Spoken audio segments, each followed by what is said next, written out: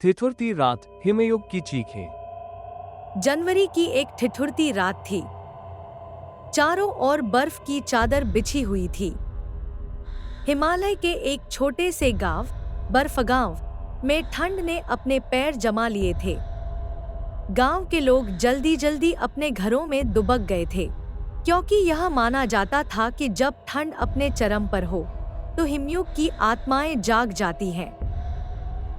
रात के गहरे अंधेरे में सुरेश, गांव का एक नौजवान, अपने खेत से लौट रहा था। अचानक उसने दूर से किसी के रोने की आवाज सुनी। बर्फीली हवाओं में वह आवाज असामान्य और भयानक थी। सुरेश ने अपनी लालटेन का प्रकाश उस ओर डाला, लेकिन वहां कोई नहीं था।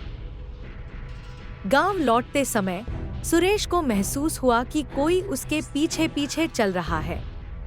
उसने मुड़कर देखा, लेकिन वहां केवल बर्फ ही थी। तभी उसे अपने कंधे पर किसी के ठंडे हाथ का स्पर्श महसूस हुआ। डर के मारे वह दौड़कर घर पहुंचा। अगले दिन सुरेश ने अपनी दादी से इस घटना का जिक्र किया। दादी ने बताया कि वर्षों पहले इस गांव में एक लड़की, चंदा, ने ठंड से बचने के लिए अपने घर को आग लगा दी थी। लेकिन आग फैल गई और पूरे गांव को तबाह कर दिया।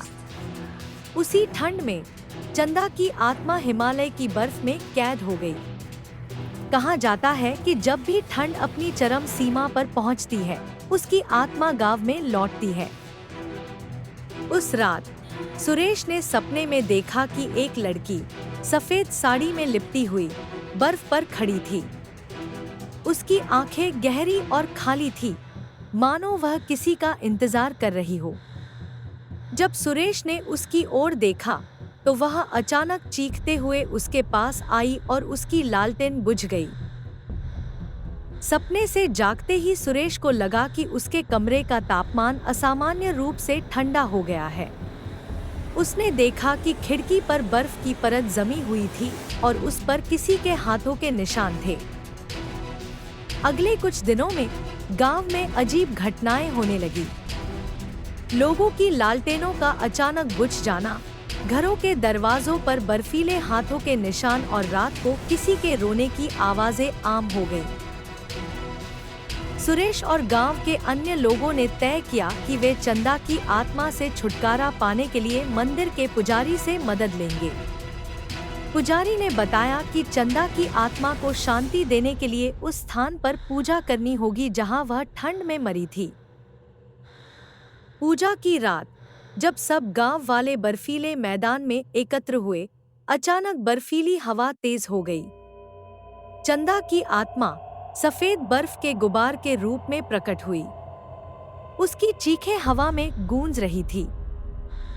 पुजारी ने मंत्रों का जाप शुरू किया। आत्मा ने एक बार सुरेश की ओर देखा और फिर गायब हो गई।